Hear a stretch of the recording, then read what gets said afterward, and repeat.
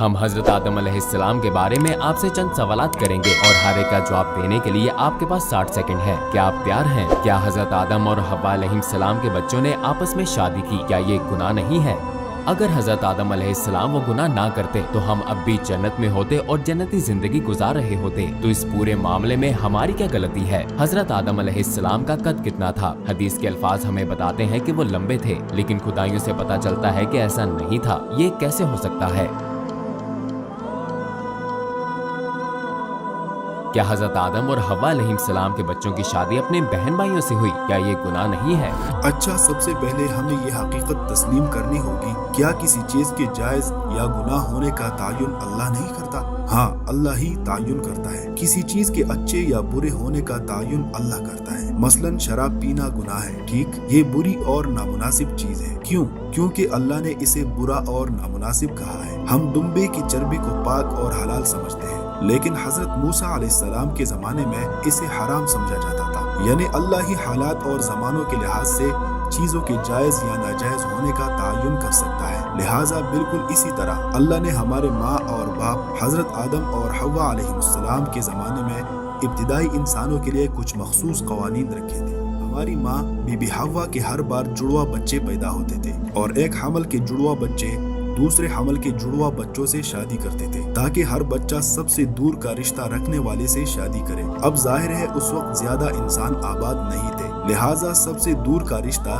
दूसरे हमल के अपने भाई बहन ही हो सकते थे। जैसा कि हमने पहले वजाहत की, ये नाजायज नहीं था, क्योंकि जायज या नाजायज का तायुन अल्लाह करता है और उस जमाने के लिए अल्लाह ने उसूल कवानीन को बदल दिया था। हकीकतन अगर आप इस बारे में सोचें तो हम सब इंसान एक माँ बाप की औलाद हैं, तो क्या इस लिहाज से हम सब बहन भाई नहीं हैं? हाँ, हम हैं, लेकिन जिससे शादी हो रही हो उसके बारे में ऐसा सोचते हैं? नहीं। गोया अगर अल्लाह ने ये एहसास हमारे अंदर नहीं रखा तो उन लोगों में भी हरगिज नहीं रखा होगा जिन्होंने दूर के बहन भाइयों से शादी की। ये बिल्कुल माकूल और समझ में आने वाली बात है। अब हम हजरत आदम अलैहिस्सलाम के बारे में अपने सवालात की तरफ बढ़ते हैं। हमें हजरत आदम अलैहिस्सलाम की गलती की वजह से जन्नत से क्यों निकाला गया? अगर हजरत आदम अलैहिस्सलाम वो गुनाह ना करते तो हम अब भी जन्नत में होते और जन्नती जिंदगी गुजार रहे होते। तो हमारी गलती कहाँ है? हमें ये नहीं सोचना चाहिए कि हमें हजरत आदम अलैहिस्सलाम के गुनाह की सजा में यहाँ भेजा गया है। क्यों नहीं? क्योंकि इंसानों को यहाँ भेजने का एक मकसद है। यहाँ हमें एक बहुत अहम फर्ज निभाना है। हम उसे जुस्तजू का फर्ज कह सकते हैं। मेरी तख्लीक का मकसद ये समझना है कि अल्लाह शिफा देता है। मैं कैसे समझ सकता हूँ कि अल्लाह शिफा देता है? एक ऐसी दुनिया का होना जरूरी है जहाँ बीमारियाँ हो, या मुझे अल्लाह को यूँ पहचानना है कि वो मुआफ करने वाला है। जमीन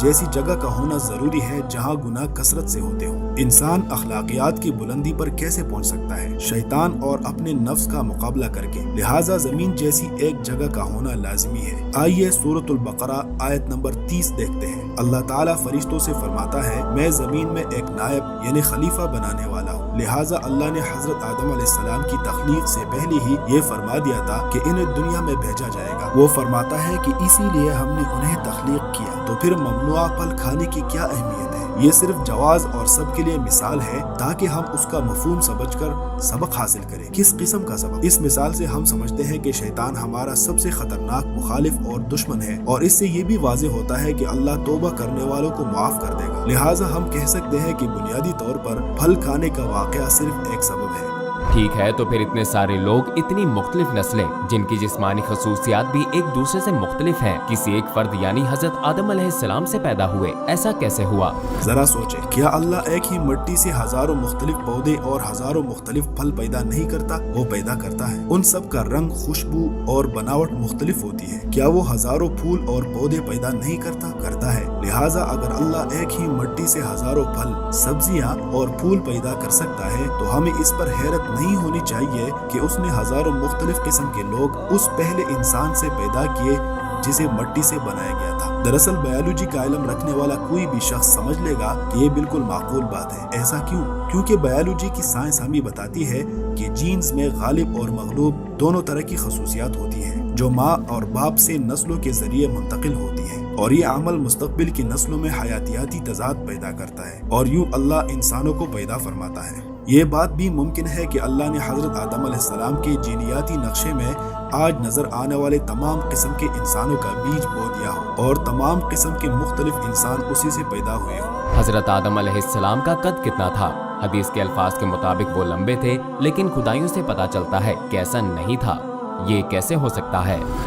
जब हम हदीस की रिवायात पर गौर करते हैं तो मालूम होता है कि हजरत आदम अलैहिस्सलाम का कद 60 जीरा लंबा था। अब 60 जीरा से क्या मुराद है? कहा जाता है कि उनका कद 40 मीटर था, लेकिन जब हम हदीस और तफासिर को देखते हैं तो हमें मुतज़ाद तशरीहात मिलती है। मसलन जीरा की मुख्तलिफ पैमाइशें हो सकती हैं। बाज़ उलमा जैसे कि इब्न खल्दून कहते हैं कि उनका ये कद जन्नत में था, और जब उन्हें जमीन पर भेजा गया तो उसे मजीद मुतनासिब पैमाइश में तब्दील कर दिया गया। और जब हम हमारे प्यारे नबी सल्लल्लाहु अलैहि वसल्लम की एक और हदीस को देखते हैं, खुसूसन वो हदीस जहां उन्होंने हजरत आदम अलैहिस्सलाम के कद का जिक्र किया है, हम देखते हैं कि वो आखिरत के बारे में है, जिससे जाहिर होता है कि यहाँ उनका बयान करदा कद गालिबन जन्नत में था।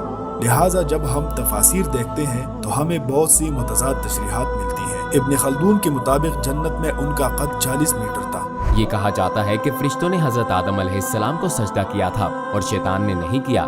क्या अल्लाह के सिवा किसी को सजदा करना जायज है?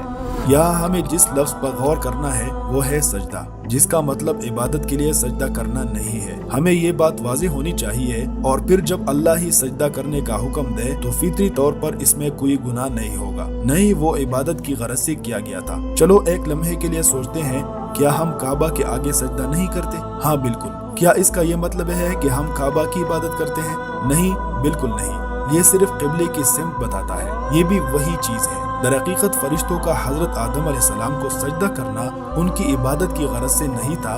जब हम यहाँ उलमा की तफासिर देखते हैं तो पता चलता है कि ये एहतराम के इजहार और दूसरे की अजमत तस्लीम करने का तरीका है। उलमा ने इसका ये मतलब भी बताया है कि फरिश्तों ने उन्हें खलीफा के तौर पर कबूल किया था। लिहाजा हमें यहाँ बुनियादी नुक्ता नहीं भूलना चाहिए, ये इबादत का सजदा नहीं था। जैसे कि काबा के आगे सजदा काबे की इबादत नहीं होता, इसी तरह ये सिर्फ एहतराम और अजमत की अलामत और बतौर खलीफा उन्हें तस्लीम करने के लिए था। ठीक है, हम आपके सवालों के जवाब दे चुके हैं, लेकिन एक बात मुझे समझ नहीं आई, क्या ये बहुत मामूली मसाइल नहीं है? ये सवालात तफसीलात के बारे में है। क्या उन चीज़ों के जानने या न जानने से हमें कोई फ़र्क पड़ेगा?